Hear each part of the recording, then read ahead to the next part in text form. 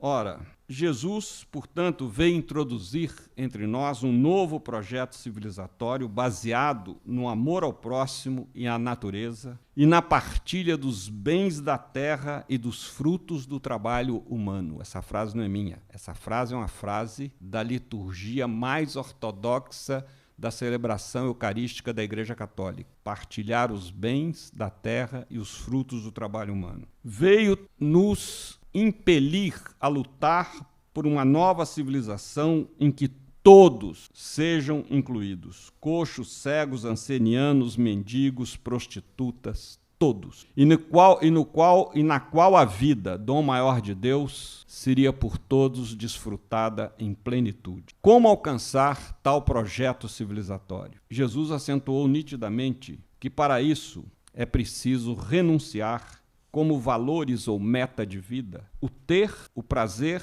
e o poder, simbolizados nos episódios das tentações sofridas por ele no deserto, que estão em Lucas 4. A tentação do ter, que está na segurança, quando o demônio propõe a ele se atirar do pináculo do templo e o desafia a não acontecer nada, porque os seus anjos lhe darão segurança. A tentação do poder, quando o demônio lhe propõe ajoelhar-se e o adorar, e lhe dará a ele todos os reinos do mundo. E a tentação do prazer, transformar as pedras em pães.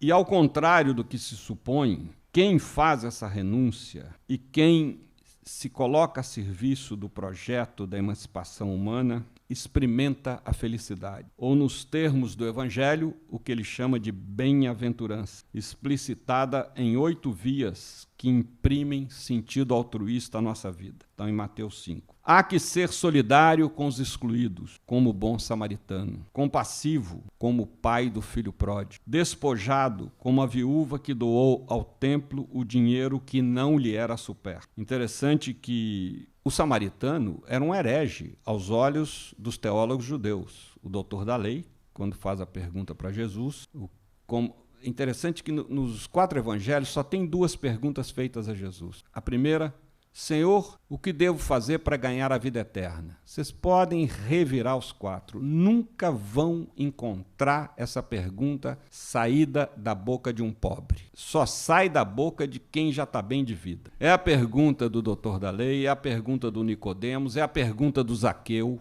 é a pergunta do chamado, não era bem jovem rico. E toda vez que Jesus escuta essa pergunta, ele se sente incomodado.